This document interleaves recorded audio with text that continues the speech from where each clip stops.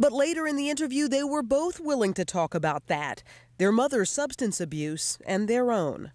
It's about a disease, and it's about getting help to deal with the actual disease. It's not just you, it's the whole family. I know for sure that in this disease, you do not have a choice. You do not have a choice because you have a disease. You have a disease. So you need somebody in your family that understands, or somebody who sees what's happening, who says, sober up, and you'll see you have a choice. That when you see somebody that you love a lot and you care about, all right, you don't want to, you want to help them. You do want to help them, but you can only help them when you think they need, and they will listen. And sometimes they won't. Sometimes they won't.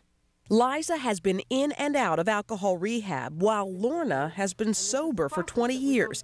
And it's Lorna who urged Liza to get help. You know, Lorna saw that I didn't have a choice. She did something. She helped me. She's the one who took you to Betty Ford. She did. She did. But the point was, Betty Ford was there. That's right. That's the most important thing. I didn't go out and brick by brick build it. It was there. And she didn't haul me off. Exactly. You know. I mean, she said, I made think the you're in choice trouble. to go. Okay. But she brought it up.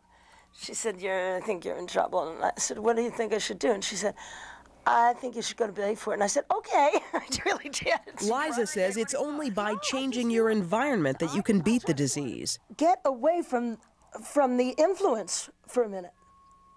And you know you have a choice. And here are the good things about it. This is a huge thing, this disease. But you can fight it with information and with clarity. So the two sisters seemed very friendly at this meeting, but why hadn't they seen each other in 2 years? Although he denies it, Lorna says it was because of David Guest. Everything was great up until she met that person. And okay, she met this person. Right. Suddenly, it wasn't immediate, right? I mean, suddenly. Yeah, it was. I met him once. At the engagement party. And then he told her, you will never see her again. Did you have any falling out with him? I met him once. That was enough.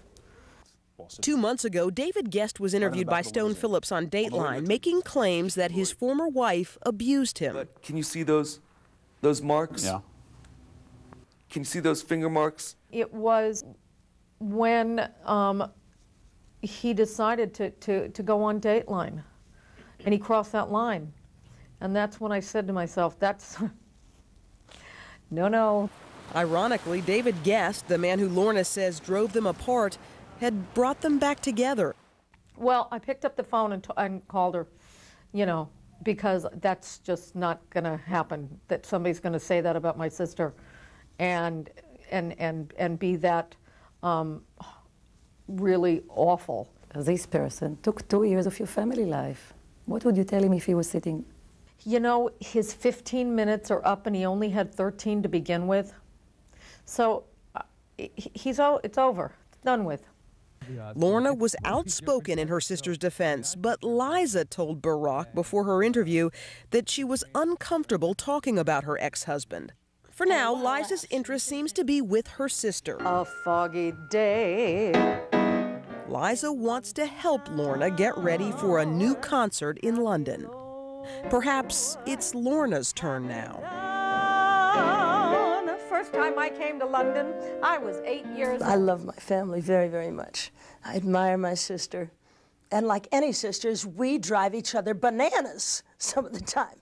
But then our reunions are so emotionally draining that we need time to recover too. This reunion led to a surprisingly emotional moment when the sisters expressed affection for each other. Come here. Come here. It's always that, and I love you. I love you more than I could possibly tell you. And if you make me cry, I will kill you because I'm supposed to be the older sister. Okay, well then don't cry. But I do. My angel. That's my kid's sister. You say one bad thing about her, I'll kill you. For both of the sisters, there's a life goes on quality, as Liza revealed when she told this story. A man wanted a big house, and he got a cottage. A man wanted, you know, a great professor, got a nice teacher. A man wanted some other big thing, and he got, so you get what you need, not necessarily what you want. And what I need is my sister, my niece, my nephew, my family. That's what I need. What I want, screw it, look what I've got now, it's better than anything. Liza Minnelli hasn't had much to celebrate lately, but she does today. It's her birthday. She turns 58. Coming up, an Army sergeant attacked while serving in Kuwait, she says, by a fellow soldier. The soldier was cutting off my clothing with a knife. When the attack was over, she faced a new fight, getting help from the Army she served. And later, what's it like being the object of the media's obsession? Ask Ben Affleck. It's like a fire. Feeding it just makes it stronger. Movies, romance, and the Red Sox, a Katie Couric exclusive. Dateline with Stone Phillips, and tonight, Katie Couric continues in a moment.